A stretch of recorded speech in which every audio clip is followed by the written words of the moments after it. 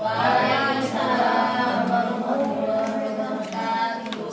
Alhamdulillahirabbil alamin. Wa bihi nasta'in 'ala umuri dunya waddin. Asyhadu an la ilaha illallah wa asyhadu anna Muhammadan rasulullah. Baiklah, pada kesempatan hari ini saya akan mensosialisasikan operan jaga atau timbang terima. Sebelumnya perkenalkan, nama saya Afri Ilham, peserta Laskar Kota Riau, gelombang 4, golongan 2, angkatan 5.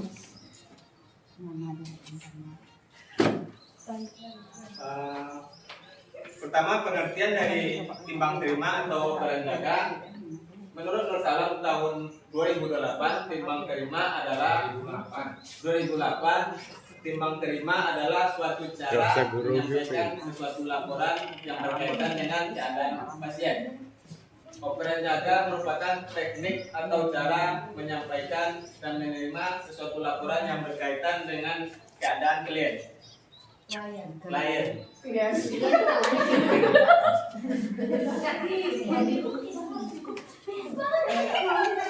Tujuan operan jaga atau timbang terima yang pertama menyampaikan masalah, kondisi dan keadaan pasien. Yang kedua menyampaikan hal-hal yang sudah atau belum dilakukan dalam asuhan keperawatan kepada klien. Ketiga menyampaikan hal-hal penting yang perlu segera ditindaklanjuti oleh petugas berikutnya. Yang keempat menyusun rencana kerja untuk petugas piket berikutnya. Yang kelima, meningkatkan kemampuan komunikasi antar perawat akan terjalin suatu hubungan kerjasama yang bertanggung jawab antar anggota tim perawat. Yang terakhir, pelaksananya asuhan keperawatan terhadap klien yang berkesinambungan. Selanjutnya, fungsi timbang terima. Fungsinya yang pertama sebagai forum diskusi untuk bertukar pendapat tentang keadaan klien. Yang kedua, sebagai sumber informasi yang akan menjadi dasar dalam penetapan keputusan dalam dan tindakan keperawatan. Timbang terima. Yang pertama, identitas klien dan diagnosa medis. Yang kedua, masalah keperawatan yang masih muncul. Yang ketiga, tindakan keperawatan yang telah dilaksanakan. Yang keempat, intervensi kolaboratif yang telah dilaksanakan. Selanjutnya, rencana umum persiapan yang perlu dilakukan dalam kegiatan operatif pemeriksaan laboratorium atau pemeriksaan penunjang lainnya. Informasi yang disampaikan harus akurat, jelas, singkat, padat. Selama timbang terima, setiap pasien tidak lebih dari 5 menit kecuali dalam kondisi khusus. Dilakukan di ruangan, kemudian dilanjutkan dengan berkeliling mengunjungi klien satu persatu. Menggunakan volume suara yang pelan dan jelas. Ini SOP dari timbang terima.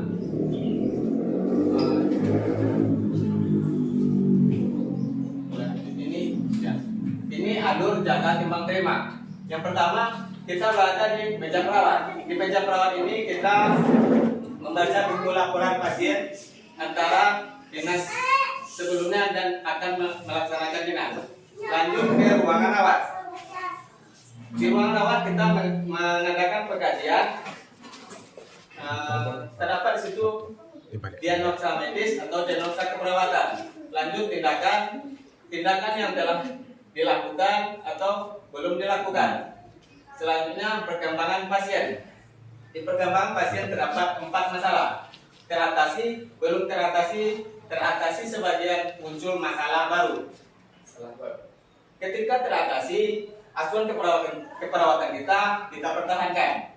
Ketika belum teratasi, pertahankan asuhan keperawatan dan tingkatkan.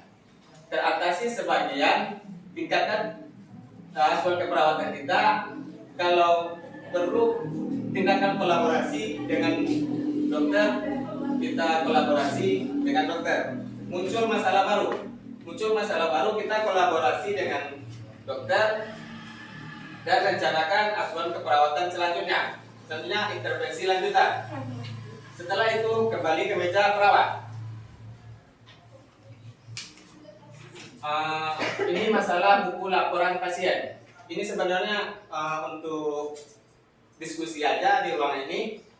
Yang Yang nomor 1 ini laporan pasien kita di ruangan yang saat ini. Usulan saya adalah yang nomor 2. Tapi kalau ada pendapat dari teman-teman yang lain, silakan.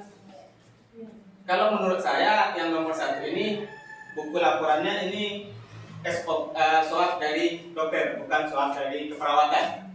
Masalahnya sini hanya terdapat diagnosa dokter, vertigo obstetris AIK 4 misalnya. P-nya ini adalah terapi dari dokter, bukan terapi dari keperawatan.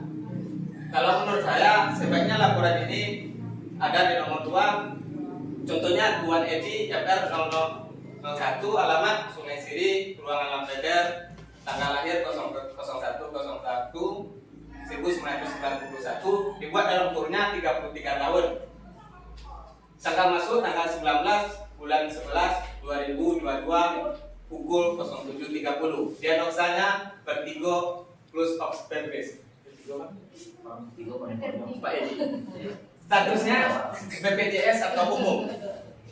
Keadaan umumnya bisa sedang, bisa lemah. Kalau masih bisa berjalan, berarti sedang. Keluhannya pusing berputar, demam, nafsu makan menurun, badan lemas.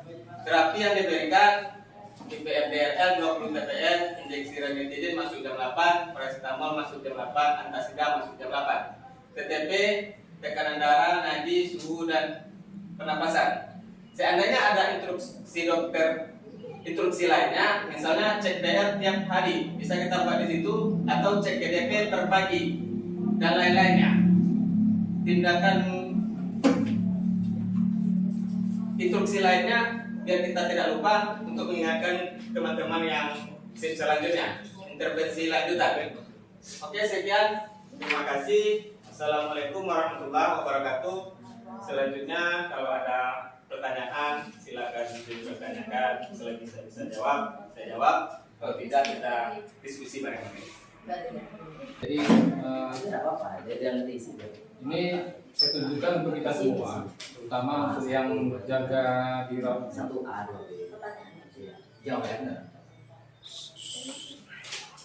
Dengan adanya ini, dari awal saya sudah sampaikan waktu memilih judul ini, kemudian waktu kemarin ujian awal, saya sudah sampaikan bahwa ini tidak hanya sebatas tugas laksana. Jadi ini harus kita terapkan di puskesmas kita, terutama untuk dirawat. Jadi makanya bisa kawan-kawan semua memberi masukan. Mungkin ada yang masih kurang tentang hal-hal apa saja yang dioperasikan di operasi ini. Ya, mungkin kita lebih ini secara ininya SOP yang mungkin kita lebih banyak kita kupas tentang SOP operasi ini. Jadi apa yang harus kita lakukan? Coba buka SOP-nya. Pasien saja. Untuk saat ini hanya untuk pasien, untuk kedepannya kita terapkan lagi operan alatnya, operan. Nah tadi ada kan kalau misalnya dalam satu pelajaran kita operasi di situ kan ada yang kertas yang isinya tentang anamnesa dokter. Ya. Nah di situ kan biasanya dia berdasarkan yang catatan dokter yang tadi ya kan swab. Nah sebenarnya dalam operan pasien kita juga butuh suatu lembaran yang biasanya kami di rumah sakit sih ada namanya CPPT, catatan pengembangan pasien terintegrasi. Di situ perawat atau dokternya dengan dokternya itu bisa berkolaborasi. Nanti misalnya operan pagi, perawatnya bikin dulu, nanti integrasikan dengan dokternya, baru ditandatangani di situ. Dilanjut ke siang dan malam. Ya, rencana mau buat swabnya di status ini khusus di laporan yang kita syaratnya ya, terima kasih. Iya. Oh. Jadi